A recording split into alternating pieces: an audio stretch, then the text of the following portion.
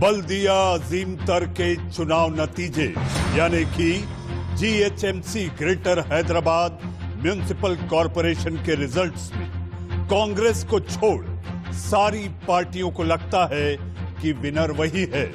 BJP पिछले 3 के मुकाबले 10 गुना ज्यादा सीटें पा गई, तो बीजेपी को लगता है कि कर्नाटक के बाद दक्षिण में अब एक और दरवाजा खुल गया। टीआरएस सबसे बड़े दल के रूप में सामने आया है और एआईएमआईएम को यह लगता है कि जैसे पहले थे वैसे आज भी हैं। ऐसे में जी हां, अब सबको चिंता है कि आखिर हैदराबाद की पहली नागरिक यानी कि मेयर कौन बनेगी, जिसको लेकर मचा बवाल तो मैं लेकर आया देश का सवाल। नमस्ते, मैं हूं मनीष अवस्थी, हाजिर हूं आपका अपना पसंदीदा कार्यक्रम देश का सवाल लेकर। हैदराबाद निगम चुनाव में बीजेपी को बड़ी बढ़त मिली है। इस वक्त की बड़ी खबर, बीजेपी को 40 से ज्यादा सीटें मिली। बीजेपी दफ्तर में जश्न का माहौल आपके टीवी स्क्रीन पर आप देख सकते हैं। हैदराबाद के बीजेपी दफ्तर में जश्न का माहौल, पार्टी के कार्यकर्ताओं ने ढोल नगाड़ों के साथ मनाया जश्न। ये जश्न मनाने की शुरुआत है, ये रुझान है, अभी पूरे नतीजे सामने नहीं साफ हो पाए। बीजेपी कार्यकर्ताओं ने आतिशबाजी भी की आपके टीवी स्क्रीन पर। हैदराबाद में बीजेपी दफ्तर के सामने जश्न का माहौल। हालांकि बीजेपी अपना मेयर नहीं बना पाएगी, लेकिन 3 यानी कि 2016 के नतीजों के मुकाबले 10 गुना ज्यादा सीटें लेकर बीजेपी 40 के आंकड़े को पार करती रुझानों के मुताबिक दिखाई दे रही है। आपके टीवी स्क्रीन पर ग्रेटर हैदराबाद म्युनिसिपल कॉरपोरेशन और हैदराबाद में इसे कहा जाता है बल्दिया अजीम तर के चुनाव नतीजे। जी हां, बल्दिया यानी कि लोकल म्युनिसिपल कॉरपोरेशन। आपके टीवी स्क्रीन पर बीजेपी दफ्तर के सामने की ये तस्वीर, जश्न का माहौल, ढोल नगाड़ों के बीच बीजेपी कार्यकर्ता झूमते दिखाई दे रहे हैं। हालांकि ये माहौल तीनों पार्टियों के दफ्तर के सामने है।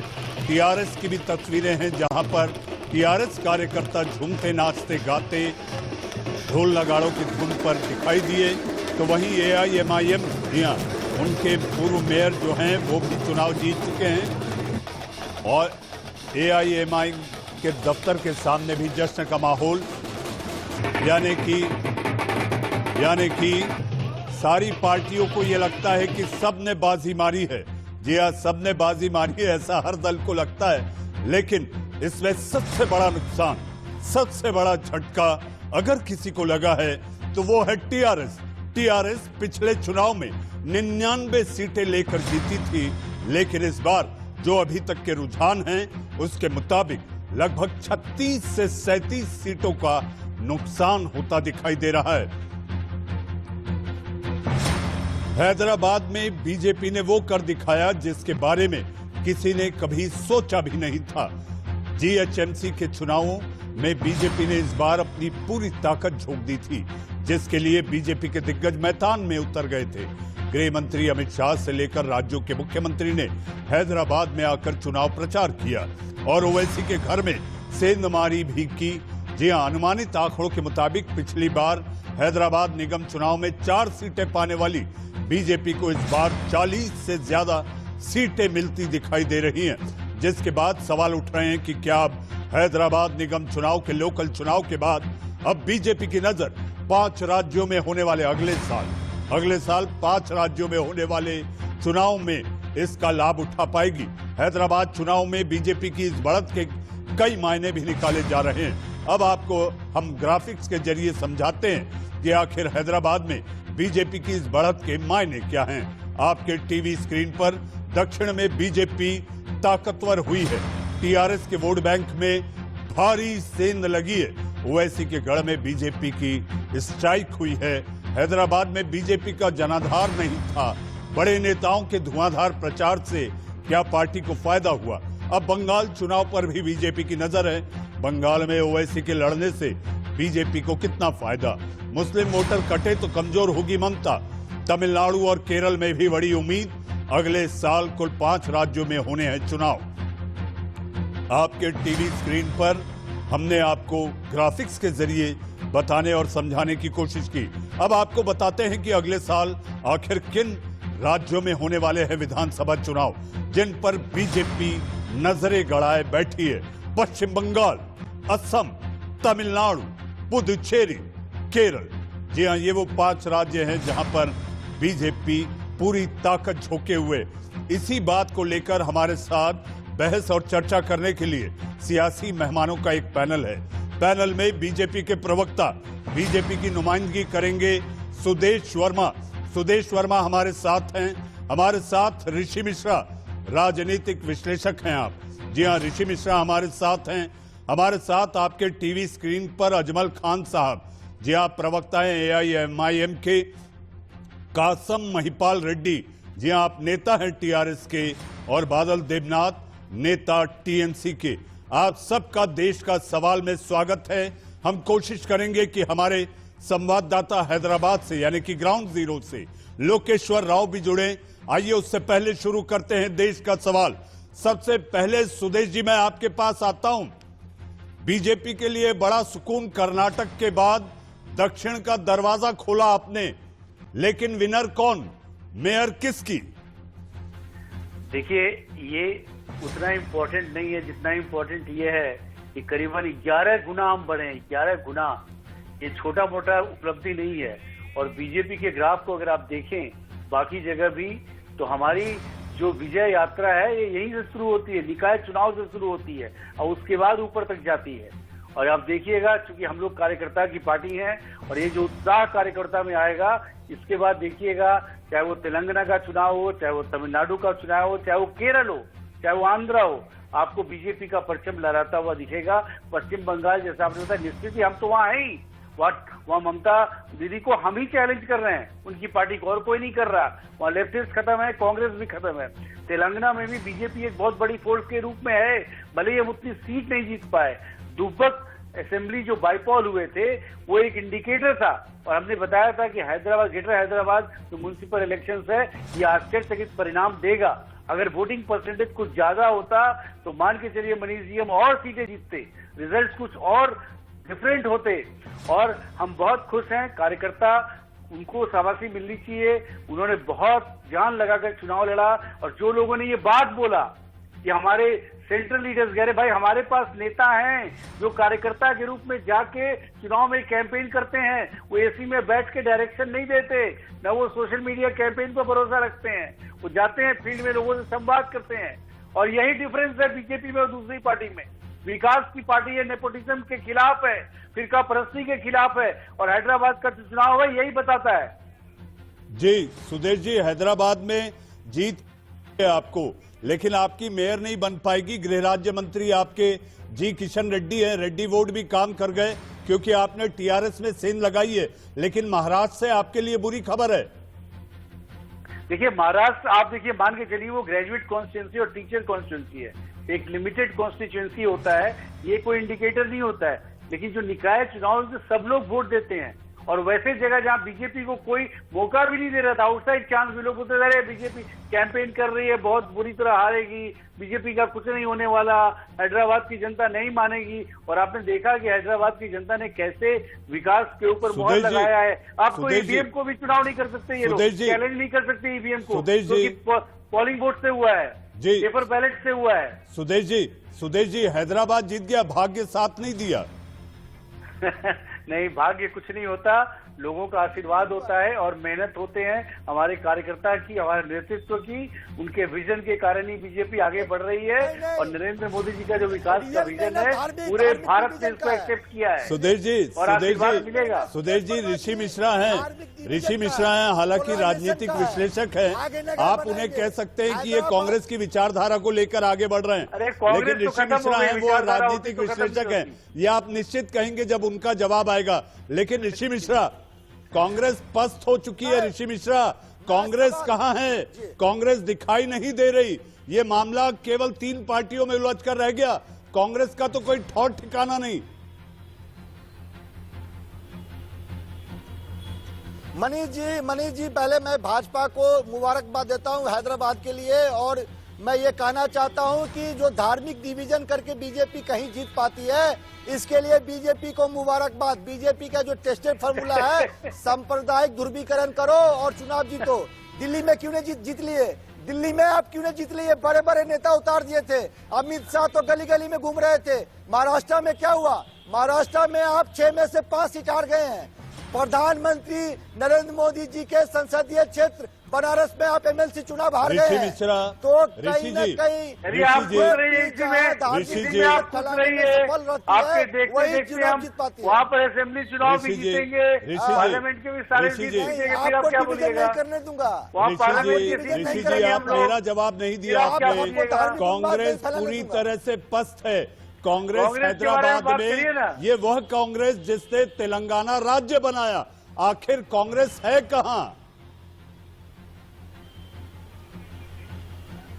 देखिए, कांग्रेस रसातल में क्यों है? कांग्रेस एक तो तेलंगाना डिवीजन को लेके आई। दूसरी बात यह है कि कांग्रेस के पास राजशेखर रेड्डी जैसे नेता हुआ करते थे। आंध्रा में, संयुक्त आंध्रा में आपको याद होगा, कांग्रेस 10 सालों तक सत्ता में रही थी, लगातार चुनाव विधानसभा का जीती थी। कहीं न कहीं कांग्रेस को सोचना होगा। पहले भी कांग्रेस को 2 पार्षद हुआ करते थे, अब 3 हैं। तो कहीं न कहीं कांग्रेस को सोचना होगा, कांग्रेस को स्ट्रेटजी बनाना होगा। क्या ऐसा कारण है कि हैदराबाद की जनता ने उनको नहीं चुना है? लेकिन ये दुख की बात है कि देश में धार्मिक उन्माद फैलाने वाले पार्टी आप दुखित हो रहे हैं। हैदराबाद की जनता ने हमें वोट दिया है, तो इसमें आपको दुख हो रहा है। आप कैसे डेमोक्रेसी में भरोसा रखते हैं ऋषि जी? डेमोक्रेसी में भरोसा नहीं है क्या? टीआरएस को दिया। जनता बेवकूफ है क्या? जनता के मैंडेट को आप नतमस्तक होने की जगह आप क्वेश्चन मार्क लगा रहे हैं। ये कौन सी राजनीति है भाई साहब? अगर ये कांग्रेस का व्यू पॉइंट है तो बहुत शर्म की बात है। महाराष्ट्र में क्या हुआ? महाराष्ट्र का चुनाव जब आएगा तो वहाँ भी हमारी सरकार बनेगी। सुदेश जी, ऋषि वर्मा, सुदेश जी, मैं जो समझ पाया हूँ, ऋषि मिश्रा कहना चाहते हैं कि आपने ध्रुवीकरण की राजनीति के तहत वहां पर अपना डंका बजाया, यानी कि 11 गुना सीटें 2016 के मुकाबले। तो क्या आपने एक पोलराइजेशन का नैरेटिव सेट किया है? पोलराइजेशन का एक नैरेटिव आपने सेट किया है, ऐसा कहा जा रहा है। देखिए मनीष जी एक बात सोचिए कि हमने जो मुद्दा बनाया था नेपोटिज्म का, जहाँ के चंद्रशेखर राव मुख्यमंत्री की बेटी हैं, वो लोकसभा चुनाव बीजेपी से हार गई तो एमएलसी बना दिया उनको। जहाँ उनके बेटे जो है वर्किंग प्रेसिडेंट है, जहाँ उनका नेफ्यू जो है वो भी मंत्री। तो आप बताइए, ये पार्टी ऑफ नेपोटिस्ट है, परिवारवाद है, करप्शन है। लोगों को पता है क्या हुआ तेलंगाना में, और उसके बाद फिरका परस्ती की राजनीति, वो वैसी को फाइट नहीं दे सकते। जो रोहिंग्या के प्रॉब्लम है, जो कॉमनल प्रॉब्लम है, सुदेश जी, मेरे साथ और भी पैनलिस्ट हैं। जब आपने ओवैसी का नाम लिया है, ओवैसी का जब नाम लिया है तो कहा तो ये भी जाता है कि ओवैसी और आपके बीच में नूरा कुश्ती चलती है। ये फ्रेंडली मैच होता है, और ये फ्रेंडली मैच अगर खेला गया तो इसका नुकसान सीधे तौर पर टीआरएस को हुआ है। मेरे साथ पैनल पर और भी मेहमान हैं। मेरे साथ अजमल खान साहब हैं, मेरे साथ कसम महिपाल रेड्डी साहब हैं, मेरे साथ बादल देवनाथ जी भी हैं। बादल जी, मैं आपके पास आऊंगा, लेकिन सबसे पहले मैं अजमल साहब के पास चलता हूं। अजमल साहब, जहां थे जैसे थे वैसे ही खड़े हैं, लेकिन मेयर आपका नहीं बन पाएगी।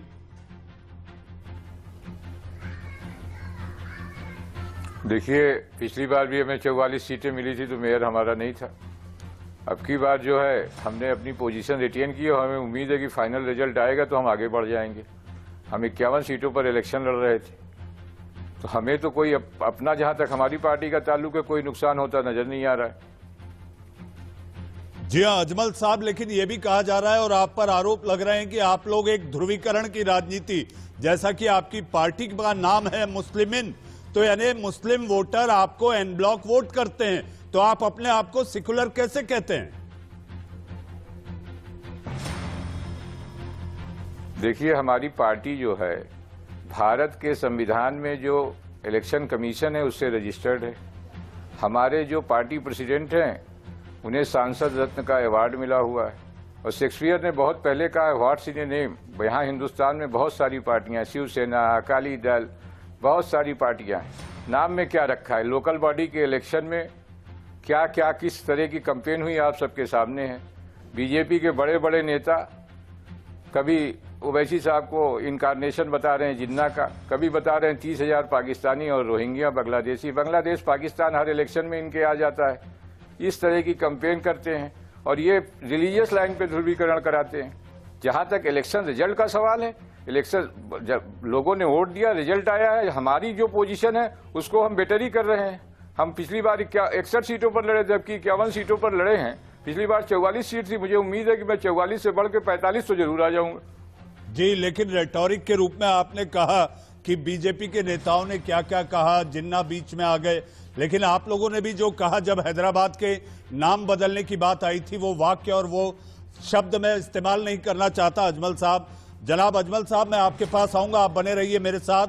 मेरे सहयोगी हैदराबाद से यानी कि ग्राउंड जीरो से लोकेश्वर राव भी जुड़ चुके हैं। सीधा हम चलते हैं हैदराबाद, जहां पर मेरे सहयोगी लोकेश्वर राव है। लोकेश्वर, आपको मेरी अगर आवाज सुनाई दे रही है तो इस समय हैदराबाद में कौन सी पार्टी जीत का दावा कर रही है? जीत के दावे तीनों कर रहे हैं कि हम जीत गए, हमारा जो लक्ष्य था वो हमने हासिल किया, लेकिन मेयर किसकी बनेगी?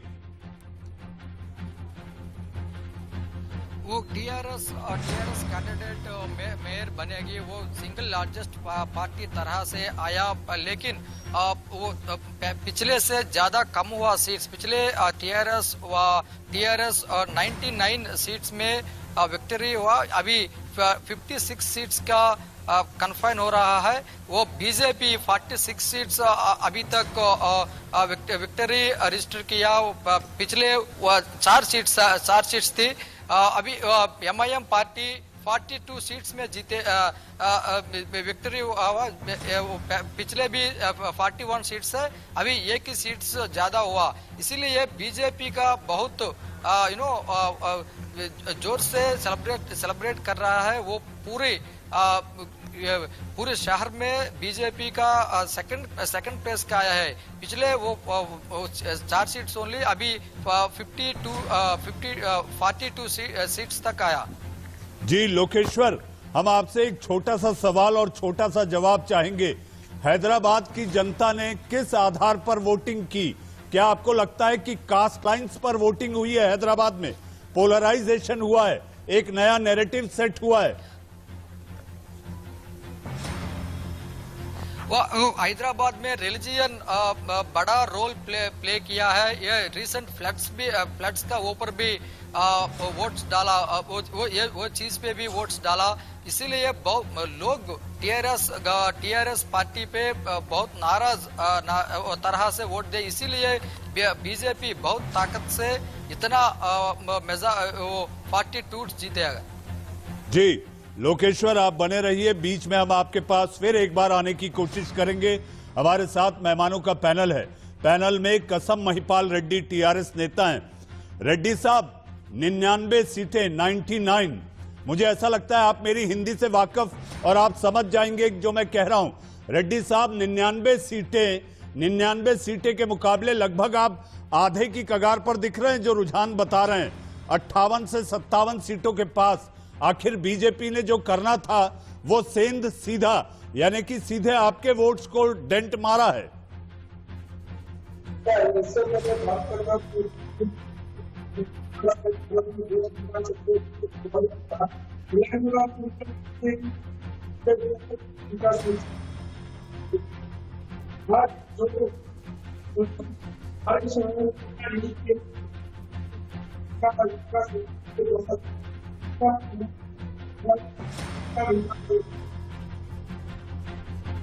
देखो, भारत में भी ऐसा कोई नहीं किया। फिर भी आप जो बोल रहे हैं मेरे से, आप बोल रहे हैं कि ऐसा क्यों हुआ, लास्ट टाइम 99 आया, अभी 49 आया, बोलो तो सही है। वो पार्टी का गलती नहीं, हमारा कैंडिडेट का थोड़ा गलती था, कैंडिडेट में थोड़ा ये उठे। फिर भी बीजेपी से क्या फायदा? अभी बोलो कि 60 आने तो 70 में तो मेयर सीट तो हमारा टीआरएस का ही है। मेयर हमारा टीआरएस का ही बनेगा। 59 हमारा है, हमारे एसोसिएशन मेंबर से, एमएलए से, एमपी से, सबसे भी मेयर तो हम ही बनेगा ना। अभी मेयर आपकी बनेगी, लेकिन कुल मिला के आपके लिए ये चिंता का विषय जरूर है। चिंता का विषय सब एक मिनट, हैदराबाद में कर्नाटक का मुख्यमंत्री, यूपी का मुख्यमंत्री, कर्नाटक से जो कैबिनेट वाले पूरे मंत्री पूरे आके 10 दिन हैदराबाद में जितना वोट ले उतना वोट पे भर्ती किया बीजेपी ने। खाली लोकल वोट में इतना जरूर है क्या? जी महिपाल रेड्डी साहब आप कसम से जो कह रहे हैं सच कह रहे हैं ऐसा मानिए, लेकिन मुझे नहीं लगता, चिंता आपको भी है, आप पर, आपके माथे पर चिंता की लकीरें भी दिख रही हैं। हमारे साथ टीएमसी नेता बादल देवनाथ साहब भी हैं। बादल साहब, बीजेपी तो पहले कई सालों से लगातार बंगाल की ओर कूच किए हुए मेहनत कर रही है। AIMIM भी बंगाल में जो उनकी मेंबरशिप ड्राइव है, आज जो जानकारी हमारे पास आई है, टीएमसी के कई कार्यकर्ता आपको छोड़कर AIMIM की तरफ जा रहे हैं, यानी कि 2 फ्रेंड्स आपको कंपटीशन देने बंगाल पहुंचने वाले हैं। नहीं, ऐसा बात नहीं है।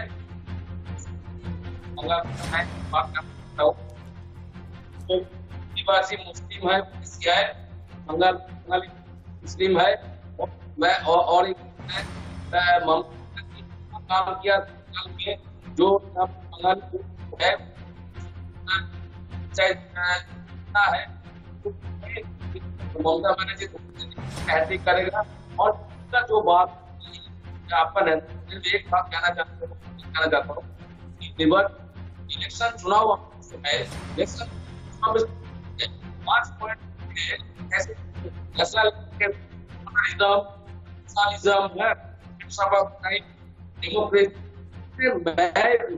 वैसे जब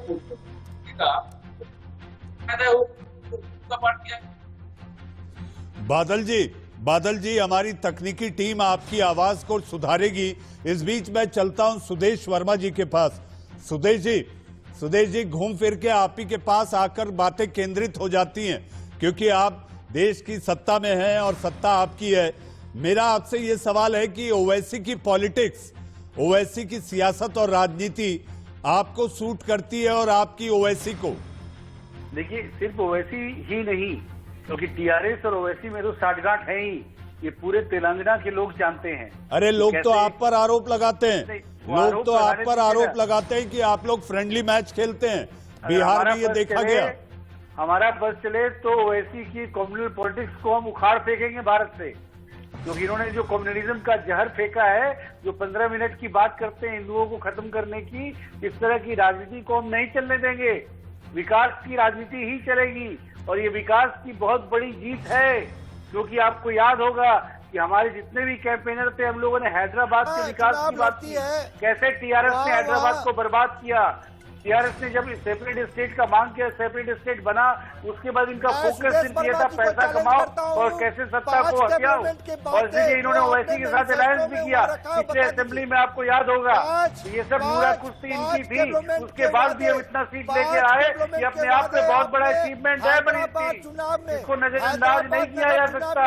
और जहाँ तक बोल रहे हमारे नेता आएंगे, अरे भैया हैदराबाद पाकिस्तान थोड़ी ना है, हमारे नेता तो हिंदुस्तान में जाके कैंपेन कर सकते हैं ना किसी भी जगह पर, क्योंकि हमारे सारे नेता कार्यकर्ता होते हैं, एसी में बैठे हुए नेता नहीं होते हैं कि खाली फोन पर डायरेक्शन देते हैं कैंपेन का। तो इसीलिए लोगों ने हमें आशीर्वाद दिया है, उस आशीर्वाद की कमी रह गई है। वो जब चुनाव होगा 2023 में असेंबली का, तो वो पूरा हो जाएगा। हाँ ऋषि जी आप अपनी बातें करिए, ऋषि जी आप अपनी बातें करिए। आपको प्रॉब्लम क्या है? हमारे बात को बोलते ही ये शुरू हो जाते हैं, ये नहीं चाहते कि मेरी बात कोई सुने। क्या हो गया इनको? अपने अपने टर्म में बोलिए ना। मेरा सवाल सुन लीजिए सुदेश वर्मा जी। आप हैदराबाद नगर निगम चुनाव विकास के मॉडल पे लड़े हैं, तो 5 ऐसे प्रमुख बिंदु बताइए जो विकास मॉडल के लिए आपने वहां अपने मैनिफेस्टो में रखा है। दावा करता हूं ये 2 बातें नहीं बता पाएंगे। अरे भैया, क्योंकि ये धार्मिक मैं तेलंगाना में ही स्टेशन था, आपको पता होना चाहिए। वहाँ का सबसे बड़ा मुद्दा जो है, अगर आप हैदराबाद गए हैं तो वहाँ का मुद्दा पानी का है, ड्रिंकिंग वाटर का।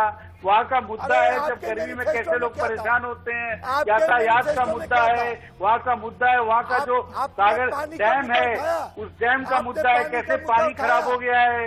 अरे बहुत से मुद्दे हैं हैदराबाद के विकास के, यहाँ बैठ के समझ में नहीं आएगा। और वहाँ जाके गली गली में ये बात चर्चा होती है जब चुनाव आता है तो ये लोग बात करते हैं, उसके बाद करते नहीं है। वो पैसा कहाँ चला जाता है? सत्ता वाले जो है पैसा खा जाते हैं, करप्शन करते हैं। इसलिए करप्शन भी हमारा मुद्दा था। एक ही परिवार के लोग राजनीति में है, चाहे कोई एमपी है, चाहे कोई मंत्री है, चाहे कोई पार्टी का चीफ है। ये भाई भतीजावाद, नेपोटिज्म के खिलाफ, करप्शन के खिलाफ, सबके खिलाफ हम खड़े थे विकास के लिए, और ये बहुत बड़ा मैंडेट है। हमें बहुत कॉन्फिडेंस देगा, परिवारवाद, भ्रष्टाचार, इसके खिलाफ आपने चुनाव लड़ा, लेकिन इसके अलावा भी कुछ और ऐसे मुद्दे थे जिसको लेकर बात की गई थी। आपकी पार्टी के नेताओं ने तो वहां कहा हम पुराने शहर, जी हाँ, मेरा ताल्लुक भी हैदराबाद से है। जी हाँ, मेरा ताल्लुक भी हैदराबाद से। पुराना शहर यानी चारमीनार, मौजमजाई मार्केट, ये वो सारा इलाका है जहां पर आप लोगों ने कहा था कि हम सर्जिकल स्ट्राइक करेंगे। देश के भीतर ही एक प्रदेश में चुनाव लड़ने, प्रचार के दौरान सर्जिकल स्ट्राइक की बात आपको कैसे दिखाई देती है? सर्जिकल स्ट्राइक हो गया ना। फिरका परस्ती की इनकी जो राजनीति है, टीआरएस और एआईएमआईएम की, तो आप समझिए कि ओवैसी की पार्टी ये लोग कर क्या रहे थे? फिरका परस्ती, रोहिंग्या मुसलमान को जब आप बताते हैं और हम प्रश्न उठाते हैं तो हमारे ऊपर प्रश्न उठाते हैं क्या? इसलिए कि वो मुसलमान है तो आप उनको आने देंगे? भारत की तरह बात नहीं करेंगे आप भारतीय होने के नाते? मुद्दा ये है, और हम इसको उठाते हैं तो आप बोलते हैं कि हम कॉमनल हो गए। अगर हम राष्ट्र की बात उठाते हैं, सिक्योरिटी की बात उठाते हैं, तो हम कॉमनर हो जाते हैं भारत की बात करें तो। और आप सिर्फ मुसलमानों की बात करिए तो आप सेकुलर हो जाते हैं। ये दोहरा मापदंड नहीं चलेगा मनीष जी देश में। अब लोगों ने बता दिया है, विकास की राजनीति करिए। किसी भी आप कौम को बिलोंग करते हो, किसी भी धर्म और जाति को बिलोंग करते हो, फर्क नहीं है, बात विकास की करिए। और तो बीजेपी वो पार्टी है जो वहां आएगी विकास पर। सुदेश जी कह दीजिए, मान लीजिए कि ये रेडिकल पॉलिटिक्स को आपका चैलेंज था और आपने उनको बताया। जहां तक पटखनी देने की बात थी, आप लोगों ने कोशिश की, लेकिन वो जहां के तहां खड़े हैं। जी, जहां के तहां खड़े जरूर हैं, लेकिन उन्हें भी पता है क्या हुआ है चुनाव में। अगर एक पार्टी 4 सीट से 44 सीट पर चली जाती है, जो हमारे आंकड़े होंगे, जो आपके टेलीविजन स्क्रीन पर दिखा रहे हैं, तो 11 गुना बढ़ोतरी, ये कोई थोड़ा मोड़ा अचीवमेंट नहीं है। उस जगह जहां लोग हमें एक्सेप्ट ही नहीं करते थे आपके मुताबिक पॉलिटिकली, वहाँ 11 गुना बढ़ना अपने आप में एक बहुत बड़ा अचीवमेंट है। ये देश के सामाजिक समरसता को खत्म जो लोग राजनीतिक विश्लेषण करते हैं, उन्हें समझ में आएगा कि इसका क्या मतलब है। जो हिंदुस्तान की बस थोड़ा सा बाकी है, अगले बार असेंबली चुनाव में आप देख लीजिएगा, बीजेपी की सरकार बनेगी। ये हिंदू मुसलमान करते हैं, टीआरएस हमसे बहुत थोड़े सीट से आगे है। बस ये तिरंगा की बात नहीं करते हैं, ये भगवा की बात करते हैं, ये गोडसेवादी लोग हैं। अरे भगवा तो हमारा कलर है बहुत, भगवा तो हमारे राष्ट्र ध्वज का कलर है। भगवा तो सैफरन तो वायलेंस का कलर है। सैफरन से कितना डरोगे? डरने से नहीं होगा, सैफरन अपना लो और उसके बाद बात करो सेकुलरिज्म की। कब अपनाओगे? जी बादल देवनाथ जी भी हैं और उनकी आवाज ठीक कर ली गई है, यानी कि तकनीकी तौर पर अब वो मेरे सवालों का जवाब दे पाएंगे। बादलनाथ जी, हैदराबाद के रास्ते बंगाल की तैयारी, जी हाँ, बीजेपी की भी और एआईएमआईएम की भी। मोनित जी, मैं एक बात कहना चाहता हूँ, फिर से मैं बोलता हूँ, जो बंगाल में कोई प्रॉब्लम नहीं है। बंगाल में ममता बनर्जी हैट्रिक कर रहा है। दूसरा बात है, तो धर्मनिरपेक्षता का क्या है? निर्वाचन ऑफिस है, एक पार्टी है मुद्दे के लिए, लेकिन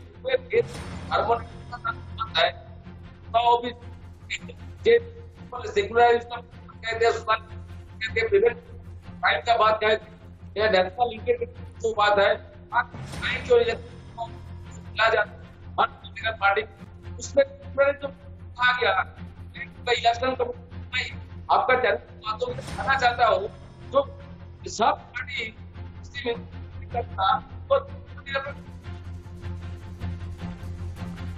जी हाँ, हैदराबाद में इस समय चुनाव के नतीजे आ रहे हैं और आपके टीवी स्क्रीन पर लगातार जैसे कि जो तस्वीरें आ रही हैं, इससे ये बताता है कि बीजेपी जी हाँ छोटी छोटी खुशियां बटोरकर बड़े लक्ष्य की ओर आगे बढ़ रही है। जी हाँ, इसके साथ साथ योगी जब हैदराबाद गए थे प्रचार के दौरान, उन्होंने कहा इलाहाबाद का नाम हमने प्रयागराज किया, फैजाबाद का नाम हमने अयोध्या किया, अगर हम जीत के आए तो हैदराबाद को भाग्यनगर कर देंगे। देश का सवाल में अब वक्त है सुर्खियों का। सुर्खियों के बाद इस पर होगी चर्चा। सह प्रायोजक हैं lab care, IT spares and peripherals.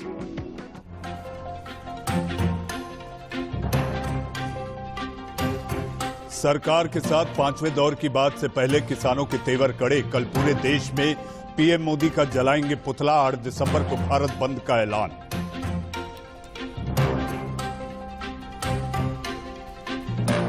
Greater Hyderabad निगम चुनाव में वोटों की गिनती जारी। अब तक 44 सीटों पर टीआरएस ने फहराया जीत का परचम। एआईएमआईएम को 32 और बीजेपी को 18 सीटों पर मिली जीत।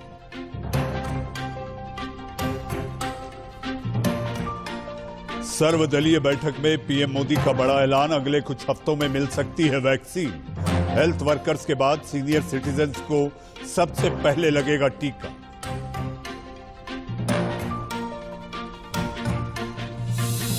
कैनबरा T20 में भारत ने ऑस्ट्रेलिया को दी मात। 11 रनों से जीती टीम इंडिया। राहुल जडेजा के बाद चमके चहल और नटराजन।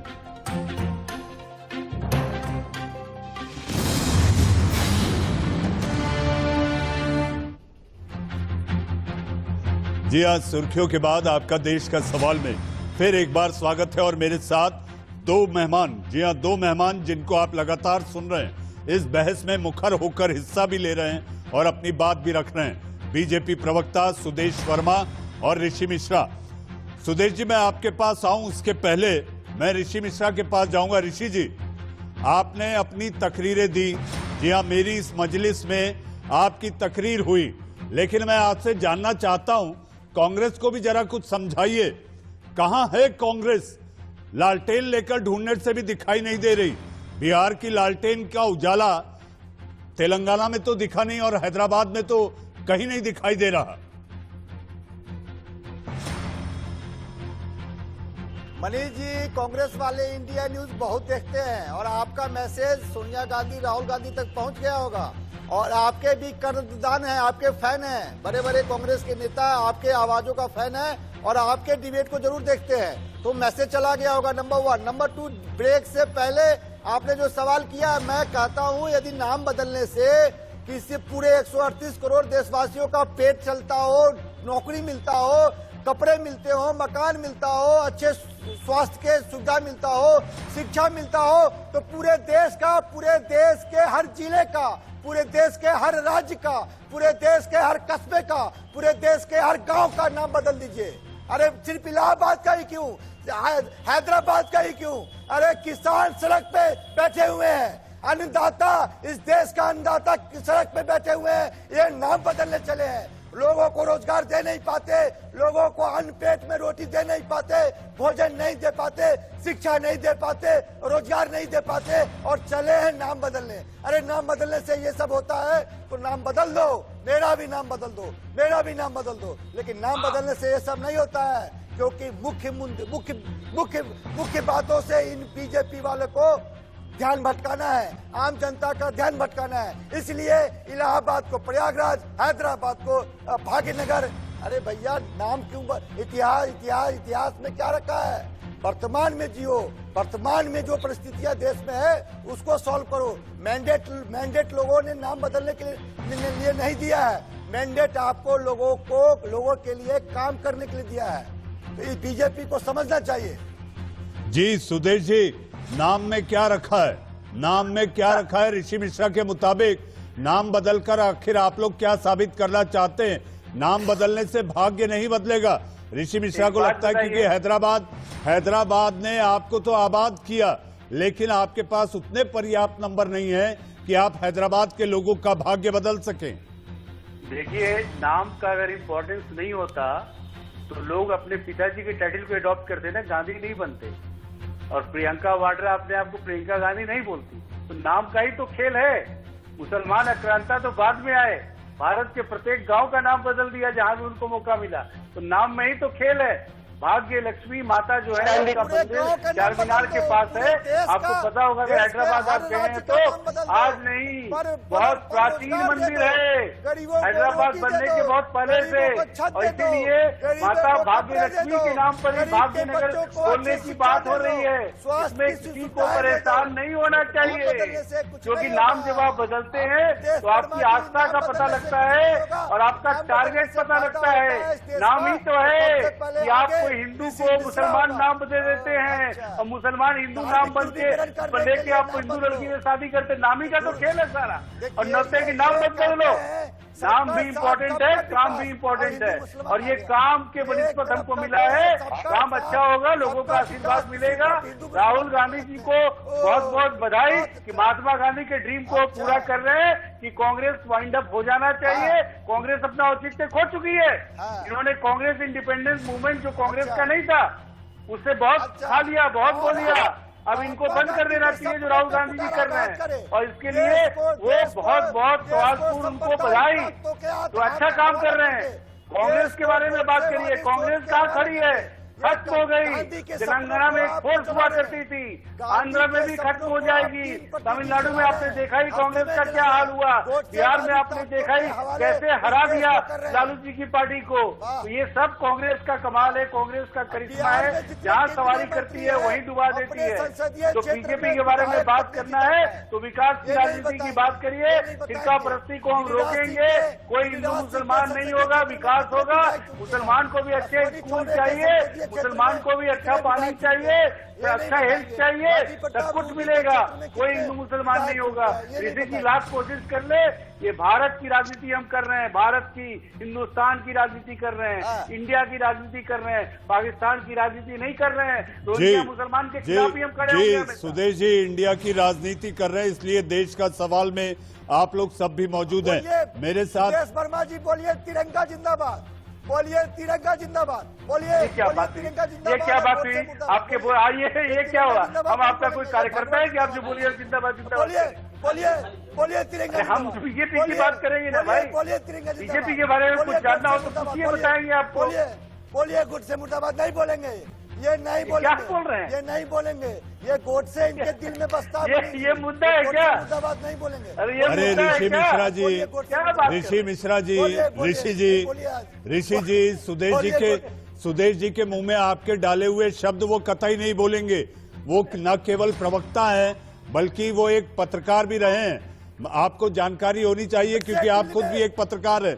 ऋषि मिश्रा जी, यहाँ विचारों को लेकर बहस हो रही है कि आखिर हैदराबाद में जो जादू चला, बीजेपी का जो जादू चला, बीजेपी ने जो 11 गुना सीटें वहां पर हासिल की है, उसको लेकर बहस है। हमारे साथ बादल देव साहब, आपको अगर मेरी आवाज आ रही है, हैदराबाद के रास्ते बंगाल की तैयारी, दोनों पार्टियां कमर कस के बंगाल की ओर आ रही हैं।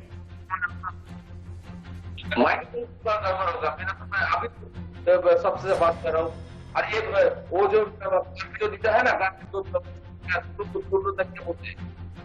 वो भी लगा कान में, वो आवाज आ रहा था। बादल साहब आपकी आवाज में अभी भी तकनीकी खामी है।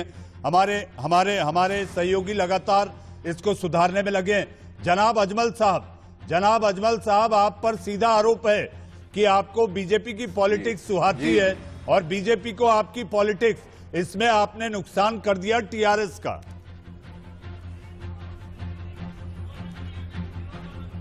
देखिए, हमने कोई नुकसान नहीं किया और आपने बीजेपी का इलेक्शन कैंपेन देखा होगा।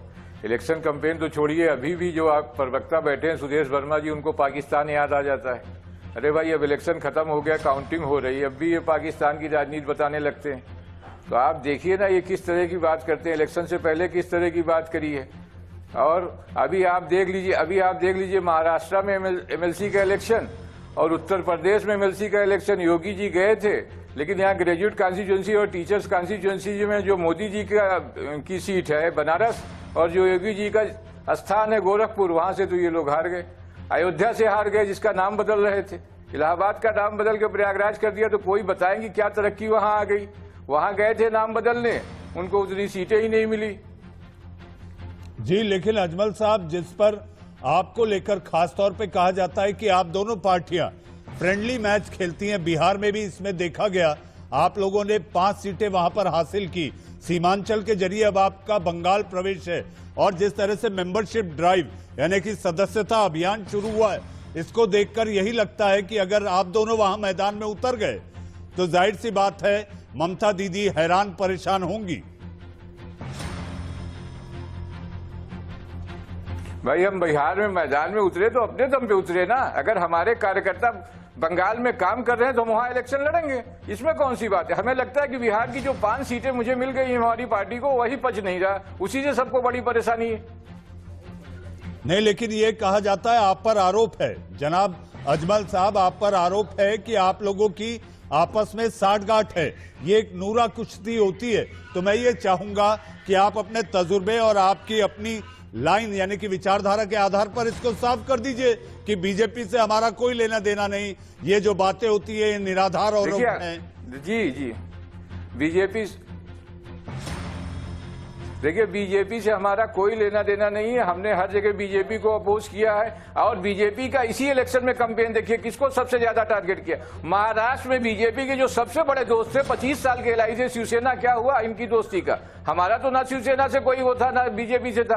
कांग्रेस के साथ शिवसेना चली गई, कांग्रेस अपने जो सेकुलर करेक्टर की पार्टी बना दी थी वो शिवसेना के साथ एलआई कर गई। ये लोग अपने करेक्टर को देखे, अपने राजनीतिक करेक्टर को देखे। हमने तो 20 सीट पे इलेक्शन लड़ा बिहार में, 5 जीत गए, उसकी तकलीफ इतनी ज्यादा हो गई है। बंगाल में हमारे लोग काम कर रहे हैं, हमारे कार्यकर्ता काम कर रहे हैं, हम जितना समझेंगे वहां इलेक्शन लड़ेंगे। जी, लेकिन अजमल साहब, आप लोग हैदराबाद में पूरी सीटों पर क्यों नहीं चुनाव लड़े? मुस्लिम बाहुल इलाके में आप लोगों ने ज्यादा फोकस किया, 51 सीटों पर आप लोग लड़े, हालांकि नतीजे आपके पक्ष में। एक कहावत है, जितनी चादर हो उतना ही पैर फैलाना चाहिए। अब बीजेपी 149 पे लड़के अगर 40 ही जीत रही तो इसमें हम क्या करें? टीआरएस लड़के कम जीत रही तो हम क्या करें? हम अपनी क्षमता को समझते हैं, हम अपनी क्षमता के हिसाब से इलेक्शन लड़ेंगे। अजमल साहब, चादर की आपने बात की तो चादर 2000 किलोमीटर दूर तक जा रही है।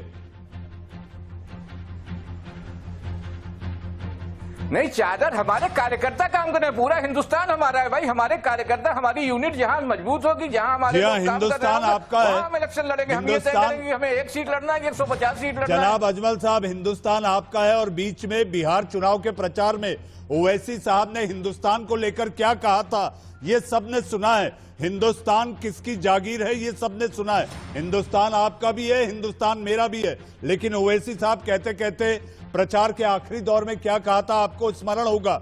सुदेश वर्मा जी, आप पर तीखे आरोप हैं अजमल साहब के कि आप पाकिस्तान ला लेते हैं। अरे भाई, आपको केवल ओवैसी साहब का स्मरण रहता है। जो लोग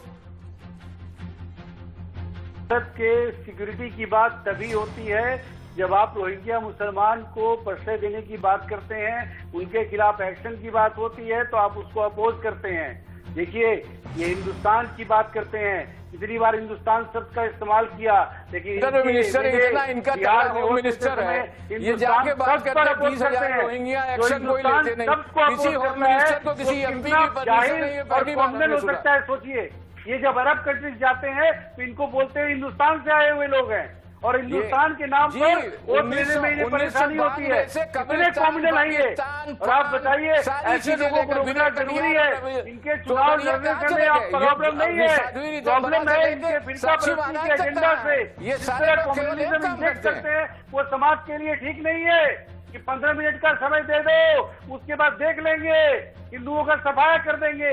इस कॉम्युनल एजेंडा से प्रॉब्लम है। अब तो सुधर जाओ, अब तो सुधर जाओ, हिंदुस्तान की कसम खाओ, ये हिंदुस्तान ही रहेगा, पाकिस्तान नहीं हो सकता। ये नहीं देगी, दूसरा ये इस्लामिस्तान होगा, ये हिंदुस्तान ही रहेगा। भैया, पाकिस्तान तुम बना रहे हो ना, हम थोड़ी बना रहे हैं। हिंदुस्तान से पूरी आपने बनाया और आपको ऐसा लगता है फिर बन जाएगा दूसरा पाकिस्तान। इलेक्शन में चिल्लाते हो, इलेक्शन के बाद रिजल्ट में भी चिल्लाते हो। आपको याद दिलाते हैं, जब आपने बोला कि हमारे नेता कैंपेन करने आए थे तो आपको याद दिलाया गया ये पाकिस्तान नहीं है, हिंदुस्तान है। कहीं बैन नहीं है किसी को कहीं जाने पर, वो जाएंगे और विकास के एजेंडा से आपको वहां से हटाएंगे। आपके पास फिर जबरदस्ती की राजनीति है।